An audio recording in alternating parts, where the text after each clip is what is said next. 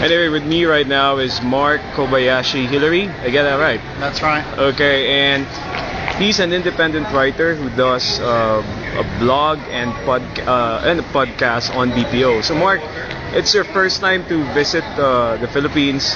It's been a short 2 days, I know, but what can you say about, how do you assess the industry so far in a short 2 days of being here? Yeah, I mean it's a flying visit, really focused on the services conference. Yes. But I guess that what you can really pick up here is just the sort of excitement. I mean, definitely a lot of the local companies are really trying hard to get themselves on the radar of foreign customers, and at the same time the government really seems to be very focused on supporting the industry. Okay. And with the kind of growth that they're seeing, and the potential for it to be about 10% of the country's GDP, you can really see that they're taking it very seriously and trying to support the whole industry. Okay. So yeah, even though it's a short visit, it's definitely very. You can see that there's a lot of enthusiasm. Yes. Speaking of enthusiasm, I mean, I assume you've been to a lot of countries where there are a lot of customers doing offshore outsourcing. How would you describe the Philippines? I mean, in terms of recall, in terms of as really an offshore site for BPO. Well, I mean, my experience, even prior to coming here, and having an awareness of the Philippines, is that, going from that perception and then actually looking here, and it's almost like the reality is better than the perception that I had. But I think that, definitely the Philippines has got to do a lot more work on the branding and marketing of the kind of Philippines brand. That's something that NASSCOM did for India over a number of years. Yes. Rather than individual companies marketing themselves, they always kind of went out there as India first and then the individual players second.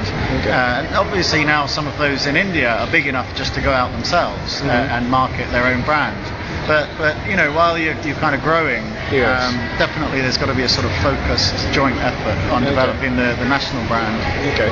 Listening to all the speeches and presentations since yesterday, what do you think is the single most important asset or advantage that the Philippines can capitalize on, in further growing the BPO industry here? I think probably the most important thing, or not necessarily an asset, but maybe just the attitude and preparedness to change and look at new industries. Okay. I think, whereas places like South Africa have been kind of they've developed a sort of reputation for contact centres. Yes. There definitely seems to be an awareness here that you don't want to just get stuck down in one route, so people are very much talking about high-end kind of BPO services, and you can see that some of the people who've flown in here looking to invest are not opening call centres.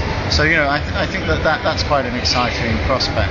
I know this is kind of a ballpark question, but India has been there. India is the incumbent leader in this industry. How do we even compare to India? I mean, how do we stack up against India, and how far are we from achieving even a fraction of what India has achieved so far?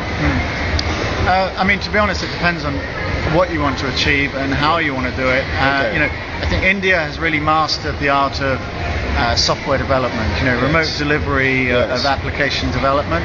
Okay. And I don't see the Philippines really kind of going down that route. It definitely seems much more focused on IT-enabled services here. Okay. I don't think that, number one, you need to compare yourself to India. Yes.